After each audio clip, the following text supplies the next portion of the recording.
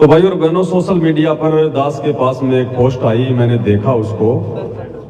और पोस्ट क्या थी? पोस्ट ये है कि वर्तमान में जो भारत और पाकिस्तान की हल्की फुल्की जो लड़ाई छिड़ी हुई है उससे संबंधित है। ये सा न्यूज चैनल यानी सतलोक आश्रम हरियाणा न्यूज चैनल, इन्होंने क्या लिखा है? सीमा पर तैनात सैनिकों के लिए संत रामपाल जी महाराज के अनुयायियों ने किया रक्तदान। अब आप कहोगे भाई इसमें ऐसी क्या बात हो गई? अब इसमें बहुत बड़ी बात हो गई भाई और बहनों, बहुत बड़ी। अब ये लोग क्या कहते हैं कि हम जो भी काम करते हैं हमारे गुरुजी के आदेश से करते हैं। हम सतलोक आश्रम वाले संत रामपाल जी के आदेश के बिना एक कदम भी आगे नहीं बढ़ते। एक कदम भी जो भी करते हैं गुरुजी के आदेश से करते हैं। अभी जो ब्लैकआउट हुए थे देश में, जगह जगह जो लाइटें बंद करवाई गई थी, रात को 7-8 बजे सायरन वगैरह बजे थे, तो इन सतलोक आश्रम वालों ने पोस्ट की कि भिवाड़ी आश्रम की लाइटें बंद कर दी गई गुरुजी के आदेश पर। मतलब इन्होंने आश्रम की लाइटें बंद करवाने के लिए भी गुरुजी का आदेश लिया है। तो सोचो भाई और बहनों, भारतीय सैनिकों के लिए अगर रक्तदान करने की बात आएगी तो क्या ये मनमर्जी से करेंगे? मनमर्जी से तो ये चलते ही नहीं है। ये जो भी कुछ करते हैं, पानी भी पीते हैं, लेटरिन भी करते हैं, खाना भी खाते हैं, तो पहले गुरुजी से फोन पे बात करते हैं कि गुरुजी मेरा नंबर कब आएगा, मेरे पेट में थोड़ी ज्यादा तकलीफ है, कहीं मैं बाहर ना कर दूं। पहले गुरुजी से पूछते हैं सब कुछ, उसके बाद में करते हैं। बड़े आज्ञाकारी हैं, ओबीडिएंट है ये। तो ये कह रहे हैं कि हमने संत रामपाल जी के आदेश से और सीमा पर तैनात सैनिकों के लिए संत रामपाल जी महाराज के अनुयायियों ने किया रक्तदान। अब भाई और बहनों, परमात्मा अपने सत्संगों में कहते हैं कि अकलमंद एक गणा और बिना अकल के लाख। अगर थोड़ी बहुत भी बुद्धि रखने वाला अगर एक भगत भी हो तो वो सतगुरु को प्यारा है, और बिना अकल के अगर लाखों की भीड़ है तो कोई मतलब नहीं निकलता। अब वैसे तो हमारे पूज्य गुरुदेव भगवान के ऊपर झूठा देशद्रोह का मुकदमा हरियाणा की सरकार ने, न्यायालय ने लगा रखा है, और उन्होंने बहुत कोशिश की संत रामपाल जी को देशद्रोही घोषित करने की, लेकिन वो नहीं कर पाए, सबूतों के आधार पर नहीं कर पाए। वैसे उन्होंने कागजों में उनको देशद्रोही घोषित कर दिया, मुकदमा लगा दिया, और आजीवन उम्र कैद के हिसाब से जेल में रखा हुआ है। कोई बात नहीं। अब भाई और बहनों, क्या है, सरकार तो भले ही संत रामपाल जी को देशद्रोही साबित करने में असफल रही, लेकिन ये संत रामपाल जी के जो मंदबुद्धि भगत हैं, अंध भगत हैं, जो संत रामपाल जी के जो कलयुगी बेटा बेटी, भाई बंधु रिश्तेदार, ये कोऑर्डिनेटरों का झुंड, ये जरूर संत रामपाल जी को देशद्रोही घोषित कराने में पूरी कोशिश कर रहे हैं, पूरी कोशिश। अब इन्होंने जो ये फरमान जारी किया है कि संत रामपाल जी के आदेश से भारतीय सीमा पर तैनात सैनिकों के लिए भक्तों ने किया रक्तदान। अब भाई और बहनों, विचार करो, पहली बात तो भारत सरकार का ऐसा कोई फरमान आया नहीं, ना भारतीय सेना का ऐसा कोई निमंत्रण आया कि भाई आप हमें रक्तदान करो। भाई हमारे बहुत सारे सैनिक शहीद हो रहे हैं, खून की जरूरत पड़ रही है, देशवासियों अपना रक्तदान करो। ऐसा अभी तक कोई आदेश किसी भी प्रकार का ना तो भारतीय सेना की तरफ से आया है और ना भारत सरकार की तरफ से आया है। लेकिन इन लोगों को बड़ी जल्दबाजी रहती है, क्योंकि इनके पास में मूर्ख संगत का एक बहुत बड़ा झुंड है जो केवल देखा देखी में चलते हैं, ज्ञान को आधार बना के नहीं चलते, सोच समझ के नहीं चलते। तो इनके पास में मूर्ख लोगों का बहुत बड़ा झुंड है एक, और ये जो भी आदेश पारित कर देते हैं कि भाई गुरुजी का आदेश है, और वो मूर्खों का झुंड तुरंत उस आदेश को फॉलो कर लेता है। तो पहली बात तो फिलहाल भारत सरकार का ऐसा कोई आदेश आया नहीं, लेकिन जबरदस्ती ये लोग जगह जगह जाकर भक्तों से रक्तदान करवा रहे हैं। क्यों?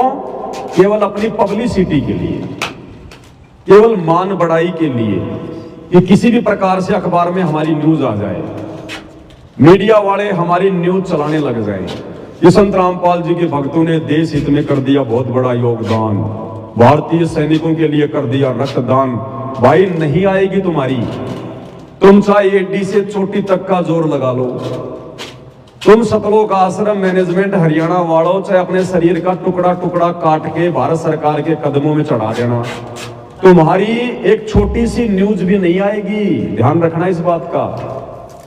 अरे तुमने क्या क्या पापड़ नहीं पेल लिए, तुम बड़े बड़े भंडारे कर रहे हो, कभी तुम बीजेपी सरकार के पीछे दौड़ते हो, कभी तुम कांग्रेस सरकार का सपोर्ट करते हो, कभी तुम हरियाणा के जाट आरक्षण में जाते हो, कभी तुम क्या करते हो।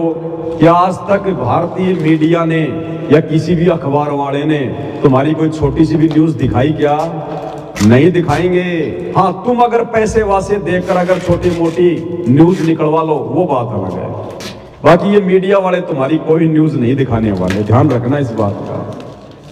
अब क्या है भाई और बहनों, देखो इन्होंने भारतीय भक्तों के लिए तो आदेश निकाल दिया कि भाई गुरुजी का आदेश है और भारतीय सेना के लिए रक्तदान करो। इन्होंने रक्तदान कर दिया।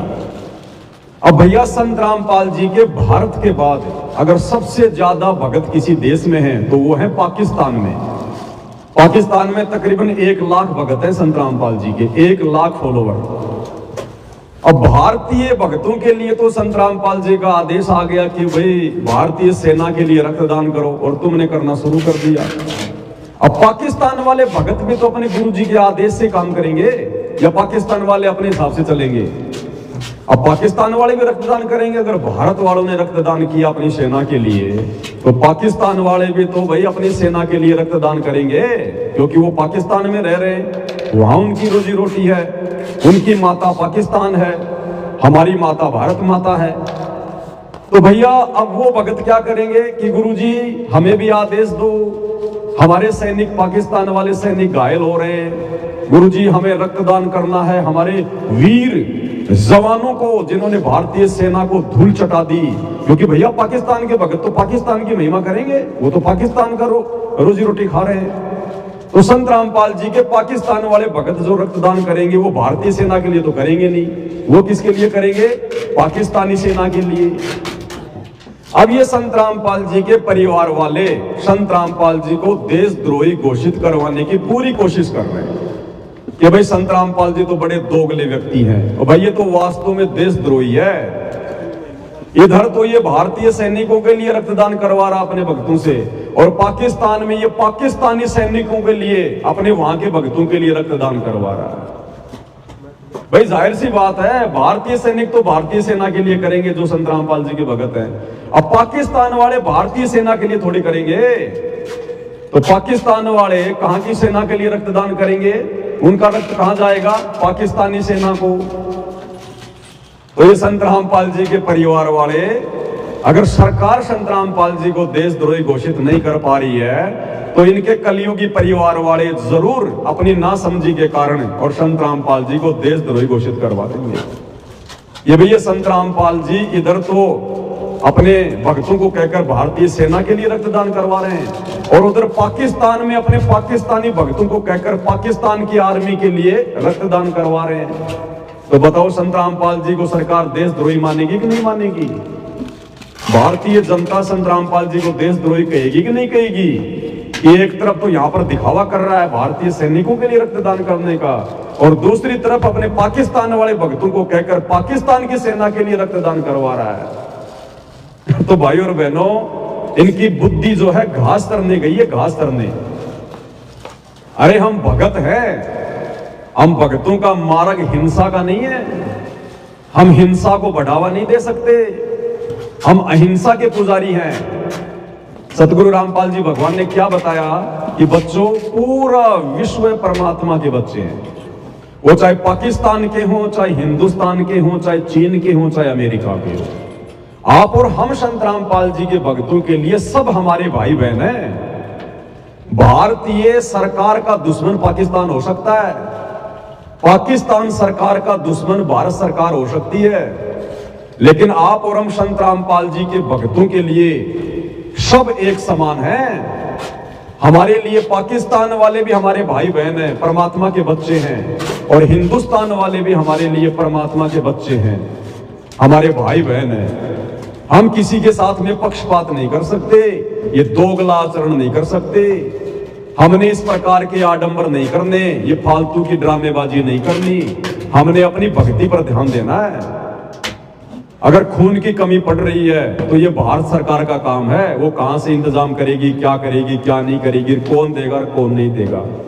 अगर पाकिस्तान की सेना को खून की जरूरत है तो पाकिस्तान की सरकार देखेगी क्या करना और क्या नहीं करना। पाकिस्तान में रहने वाले संत रामपाल जी के भगत ठेकेदार नहीं है रक्तदान करने के। अन्यथा भाई और बहनों, ये परीक्षा का समय आप और हमारा ध्यान रख लेना। ये संत रामपाल जी के परिवार वाले तो पता नहीं कौन सा मतलब गोबर खाते हैं, इनके भेजे में दिमाग नहीं है।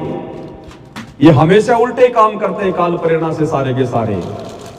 भगत चाहे पाकिस्तान का हो, भगत चाहे हिंदुस्तान का हो, आप और हमारा मार्ग अहिंसा का है। हम ये मार काट का समर्थन नहीं कर सकते, ना पाकिस्तान वाले भगत ना हिंदुस्तान वाले भगत। ये सरकारों का काम है, राजाओं का काम है। सतगुरु रामपाल जी भगवान ने आप और हमें चुनक ऋषि की कहानी बताई। राजा मानदाता के सैनिक अश्वमेघ यज्ञ का घोड़ा लेकर जा रहे थे, पूरी पृथ्वी का चक्कर काट के आ गए, किसी ने घोड़े को नहीं पकड़ा। वापस आ रहे थे तो चुनक ऋषि अपना तप कर रहा था। उसने देखा भाई सैनिकों, तुम गए तब भी घोड़ा था और आए तब भी घोड़ा है, और इस घोड़े पे कोई बैठा नहीं है, बात क्या है। तो सैनिकों ने कहा कि हमारे राजा है मानधाता, उनकी 72 अक्षौणी सेना है, 72 करोड़ सेना, और पूरी पृथ्वी पे घूम के आ गए। उनका घोड़ा पकड़ने की किसी ने हिम्मत नहीं की। घोड़ा पकड़ने का मतलब है हमारे राजा के साथ में युद्ध करना, और इतनी सेना है, जाड़ फोड़ दे हम, कौन लड़ाई करे हमारे राजा से। तो चुनक ऋषि ने जबरदस्ती पंगा ले लिया और घोड़े को पकड़ लिया। बोला भैया सैनिकों, घोड़ा बांध दो यहां पर इस पेड़ के, और जाओ तुम्हारे राजा से कह दो कि चुनक ऋषि ने राजा मानधाता का युद्ध ओट लिया। और आगे क्या हुआ आप सब भाई बहनों को पता है। जितनी उसने भक्ति की थी, 4 एटम बम बना के और राजा मानधाता की 72 करोड़ सेना का नाश कर दिया। और अब क्या होगा उसका, थोड़े समय के लिए तो उसकी महिमा बन गई उस समय। अब वो क्या करेगा, थोड़े समय उस तप के कारण, ओम नाम की कमाई के कारण स्वर्ग में, महास्वर्ग में बैठेगा। फिर क्या करेगा, जो 72 करोड़ मारे थे, फिर गुरुदेव ने बताया कुत्ता बनेगा वो कुत्ता, और जितने भी सैनिक मारे थे वो सारे कीड़े बन बन के उसके सर में पड़ेंगे, बदला लेंगे। तो गुरुदेव ने फिर हमें शिक्षा दी इस कथा में, क्योंकि सत्संग इसलिए किए जाते हैं ताकि हमें भविष्य का ज्ञान हो, हम गलतियां करने से बचें। तो गुरुदेव ने फिर हमें बताया कि बच्चों, वो चुनक ऋषि, वो ना समझ, वो नादान, उसने जानबूझ के पंगा ले लिया। अरे वो भगत था, वो भक्ति करने के लिए घर से निकला था, जंगल में तपस्या कर रहा था भगवान पाने के लिए। उसको राजाओं के बीच में टांग फंसाने की क्या जरूरत थी। राजा लोग अपना काम कर रहे थे, वो साधु था, अपनी भक्ति करता, अपनी तपस्या करता। उसने बीच में पंगा लेने की क्या जरूरत थी, और बीच में पंगा लिया तो काल ने सारी भक्ति नष्ट करवा दी, उसकी मर्यादा तोड़वा दी। तो इसी प्रकार भाई और बहनों, चाहे पाकिस्तान और भारत की लड़ाई हो, चाहे चीन और अमेरिका की लड़ाई हो, चाहे यूक्रेन और रशिया की लड़ाई हो, हम भक्तों ने क्या लेना देना। हमारा मार्ग भक्ति मार्ग है, अहिंसा का मार्ग है, जिस मार्ग को दुनिया जानती भी नहीं है। तो ये राजाओं का काम है भाई, उन्होंने किस प्रकार से अपनी सेना के लिए रक्त का इंतजाम करना है, कैसे उसके खाने पीने के लिए उसका इंतजाम करना है। पाकिस्तान की सेना के लिए पाकिस्तान सरकार की जिम्मेदारी है, भारत की सेना के लिए भारत सरकार की जिम्मेदारी है। अरे ये भगत उस चुनक ऋषि की तरह बीच में क्यों टांग अड़ा रहे हैं, क्यों अहिंसा को बढ़ावा दे रहे हैं, जब हर देश के नागरिक उस कबीर परमात्मा के बच्चे हैं, सतगुरु रामपाल जी भगवान के। आप किसको सपोर्ट करके किसके विरुद्ध जा रहे हो नालायको, जरा तो विचार करो। वसुधैव कुटुंबकम, सरकारें केवल बोलती हैं, इस नीति पर चल नहीं सकती। इस नीति पर केवल सतगुरु रामपाल जी चल रहे हैं, सतगुरु रामपाल जी के भगत चल सकते हैं। वसुधैव कुटुंबकम का मतलब होता है पूरा विश्व एक परिवार। तो भाई और बहनों, ये जो रक्तदान की जो नौटंकी ये सतलोक आश्रम वाले जो कर रहे हैं अपनी मान बढ़ाई के लिए, पब्लिसिटी के लिए, इनको पता ही नहीं है नालायक क्या कर रहे हैं। अरे तुम हिंदुस्तान वाले तो हिंदुस्तान की सेना के लिए कर रहे हो, तो पाकिस्तान में भी तो संत रामपाल जी के लाखों भगत हैं, वो भी तो अपनी सेना के लिए रक्तदान करेंगे। क्या उनको अपना देश प्यारा नहीं? क्या उनको अपने सैनिक प्यारे नहीं? तो क्या संत रामपाल जी आपस में अपने भक्तों को ये दोगली नीति करवाएंगे? पाकिस्तान वालों से तो पाकिस्तान की सेना के लिए रक्तदान करवाएंगे और हिंदुस्तान वालों से हिंदुस्तान की सेना के लिए रक्तदान करवाएंगे। ये दोगला आचरण संत रामपाल जी के व्यवहार में है क्या? संत रामपाल जी के लिए तो पाकिस्तान की सेना भी उतनी महत्व रखती है और भारत की सेना भी उतनी महत्व रखती है। पाकिस्तान के नागरिक भी संत रामपाल जी के बच्चे हैं और हिंदुस्तान के नागरिक भी संत रामपाल जी के बच्चे हैं। तो भाइयों और बहनों, ये ड्रामाबाजियां हो रही है, ये बहुत विशेष समय है।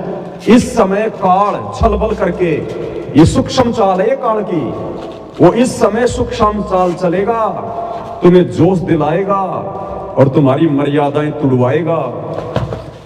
तो ये सतलोक आश्रम वाले तो पहले से ही काल की भेंट चढ़े हुए हैं, इनको अब बुद्धि नहीं आ सकती है, ये अपना समय गवा चुके हैं। अब ना इनको भक्ति समझ में आ सकती, ना इनको भगवान समझ में आ सकता, मर्यादा तो इनके आसपास भी नहीं है। तो भाई और बहनों, जो और भाई बहन है, विशेषकर साध संगति से जुड़े हुए सत्सेवक, आप और हमने बहुत सावधानी बरतनी इस समय, बहुत सावधानी। एक एक कदम फूक फूक के रखना हमने, ये जोश में आकर होश नहीं खोना। ये देश, ये दुनिया, ये 4 दिन की कहानियां हैं, हमने सदा नहीं रहना यहाँ पर। हमारा असली देश ये नहीं है, हमारा असली देश है सतलोक, जहां पर हमने शरीर छोड़कर मोक्ष प्राप्त करके जाना है। ध्यान रखना, ये नकली देश है, नकली राजा है, नकली सेना है, नकली यहाँ का सांग है। कितने राजा आए, कितने गए, कितने देश कितनी बार मिट लिए, कितनी बार क्या हो लिया। हमें इन चीजों में कोई विशेष रुचि नहीं रखनी है। हमारा ध्यान, हमारी स्फूर्ति उस वास्तविक देश में, सतलोक में, सचखंड में, हमारा टारगेट वो होना चाहिए।